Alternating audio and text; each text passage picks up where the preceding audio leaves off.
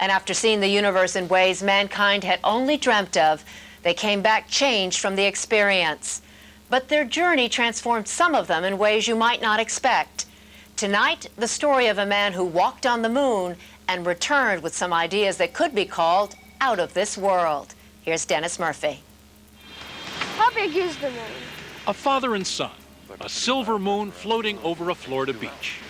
It's about the fourth the size of the Earth. But when Adam Mitchell learns about craters, his astronomy teacher isn't just his dad. Edgar Mitchell is one of only a dozen men to ever walk about the lunar landscape. That's the pad you went to the moon from? This is the one we're standing on. That structure is different, but the pad we're standing on is it. Does it seem like a long time ago? Yes and no. There are moments when it seems like yesterday and other moments when it's forever. Mitchell's moment came in 1971 when Apollo 14 thundered into the history books. But since then, he's been on an even more profound journey to a world where he says the paranormal is normal and extraterrestrials are fact, not fiction. I'm convinced there's life throughout the universe. It's just a question of how developed are they a few thousand years ahead of us. Doesn't take much. Edgar Mitchell has always marched to his own definitively different drummer. He's the son of a New Mexico cattle rancher, but he gave up punching cows for punching supersonic holes in the sky as a Navy test pilot. He went on to become an MIT physics scholar and ultimately one of NASA's best and brightest. Was it intimidating to show up at NASA on the first day of school? And here's the original 7, here's Deke Slayton, the awesome astronaut program, and you're the new kid in school? Well, sure, but I would say for most of us, having been through the selection process, we were a little brash. You know, the Mercury astronauts called themselves the original 7. Our group called ourselves the original 19. I believe that this nation should commit itself to achieving the goal before this decade is out of landing a man on the moon and returning. To me, the purpose of going to the moon was to discover more about ourselves, to discover more about humanity, to be the bear that goes over the mountain to see what he can see. And in 1970, Ed Mitchell thought he would get to that mountaintop. He was called up with Stu Roosa and Commander Alan Shepard for a mission to the moon on Apollo 13. How come you didn't go on that one? Headquarters said, Alan, you need some more training time. Let's not rush this. So we negotiated a switch with Jim Lovell's crew. Houston, we have a problem. As the movie Apollo 13 showed so vividly, the mission became much more than a trip to the moon. Of course, as it turned out, you missed a very bad ride. And that's the way it turned out. As Jim Lovell says in the movie, these blessings come in great disguises. Mitchell was part of that triumph of human ingenuity, the rescue team that brought the crippled capsule home and saved the Apollo 13 crew from what looked like certain death. A hero in Houston, but not in Hollywood. He was written out of the movie. It'll be the worst disaster NASA's ever experienced. I believe this is going to be our finest hour. Mitchell's finest hour would come a year later when he got a ticket to ride. After the Apollo 13 cliffhanger, this was the mission that had to work. Pressure. On January 31st, 1971, the crew of Apollo 14 would leave Earth on their mission to the moon.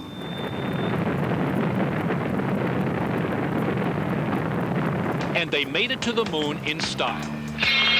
We're on the surface. Okay, we made a good landing.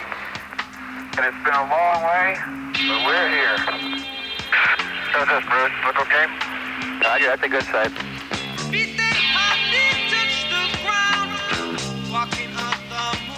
Shepard and Mitchell spent 33.5 hours on the dry lunar sea of Fra Mauro. It was an almost glitch-free mission, exactly what the doctor had ordered for the space program.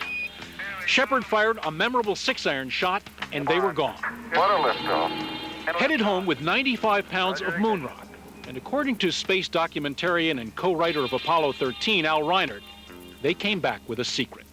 He had a couple of people, or at least 1 or 2 people back on Earth that he was trying to contact telepathically. Mitchell was conducting some extracurricular experiments on his own time. While the others were asleep in the capsule, Mitchell tried to transmit his thoughts from deep in outer space to friends back on Earth. He had a table of random numbers matched up with these symbols. At a set time, he would choose a sequence and concentrate. Tens of thousands of miles away, his friends tried to read his thoughts and jot down the same numbers and symbols. Later, Mitchell thought the results were dramatic, but not as dramatic as the fallout. The press found out about it, and the headlines caught everyone by surprise, particularly Apollo 14's commander. Alan Shepard's going over the newspapers, and he says, "Huh, here's some guy saying that you're playing with ESP on the way to the moon." Yeah. What a bunch of baloney.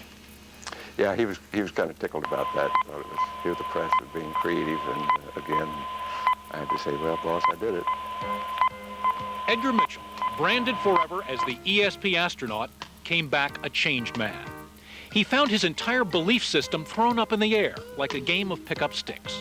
Looking at the moon, looking at the sun, looking at beyond the Earth to these billions and billions of brilliant stars and galaxies was simply the feeling of connectedness, the feeling that the molecules of my body, of this spacecraft, were manufactured in those stars. We're connected. Knock, knock, knocking on heaven's downwalk. This man who had mastered a world of rules, regulations, and strict science had experienced nothing less than a spiritual transformation. An epiphany that happened to several of the number 2 guys, the rookies. Apollo 12's Alan Bean became a painter of haunting lunar seas. Apollo 15's Jim Irwin became an evangelical Christian missionary and set off to find Noah's Ark. 16's Charlie Duke, a minister. It's interesting, there's something about that second seat on the lander. The commanders were the guys who were in charge. They were very responsible. Oh boy, it's beautiful out here. The rookies had the chance to kind of just, sort of look around and think, wow, we're on the moon.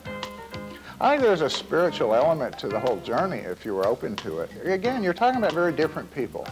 Some of them, you could have sent them to Dallas for 2 weeks for all the impact it made on their soul. Not Edgar Mitchell. The moon trip drove him to try to reconcile his 2 conflicting natures, the test pilot scientist and the spiritual pilgrim. He was off on his own voyage now to inner space, and there he met a shaman, a Tibetan healer, about the time his mother was ill.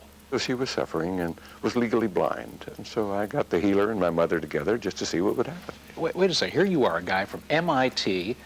There's a lot of Edwards Air Force Base in you, a lot of translunar injection, and here you are talking to a guy from Tibet saying he's going to heal her. Well, I have to admit that it was in Congress, but my perverse curiosity, and I said, let's find out if this guy's real. And what Mitchell found out amazed him. Well, I got him together and did his thing, which was primarily passing his hands over her head. And at 6 o'clock the next morning, Mother came rushing into my room, her Bible in one hand, her glasses in the other, and said, son, I can see, I can see. What'd you make of that? I was dumbfounded. So I took the next logical step. I invited the man to come live with me for a while so I could figure out what was going on. The astronaut who'd been to the moon is bunking with a Tibetan healer? Yep. And he's quite a guy. Almost 2 years after his moonwalk, Mitchell left the astronaut corps and started delving into the paranormal. And on that path less traveled, he shocked his old NASA buddies once again when he aligned himself with the controversial psychic Uri Geller, most famous for bending spoons, supposedly with his mind. The spoon turns to plastic in his hands. Mitchell personally championed Geller's research in the United States. But there are people, Doctor, who say fraud, charlatan. This guy's being sold a bill of goods. They're the ones that I have to say have to look a little deeper. And now Mitchell is taking another step beyond. Past healers and ESP, get ready. This man who's been to the moon is saying publicly for the first time that he believes we have been visited by inhabitants of other planets, extraterrestrials, here. He says he's talked to people who've had close encounters of the third kind. I have no first-hand experience, but I have had the opportunity to meet with people from 3 countries who, in the course of their official duties, claim to have had a personal first-hand encounter experience. With extraterrestrials? With extraterrestrials. Aliens from some other place? That's what they claim. Take, for instance, what's maybe the most famous sighting of UFOology, the wreckage of something that fell out of the sky and was found in the desert of Roswell, New Mexico in 1947. Mitchell is in the camp of those who believe it was a spacecraft. He scoffs at the government's explanation of a crashed high-atmosphere balloon. The people that were there said that's utter nonsense. Come on, let's have the truth.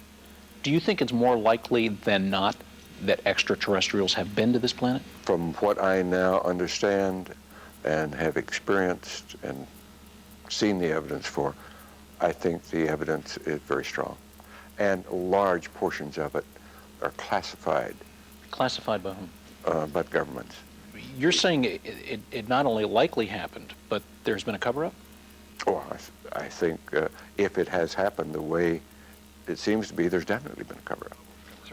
Mitchell wouldn't name names, but he says some of his information comes from former highly classified U.S. government employees, people who say our government picked up some engineering secrets from UFOs.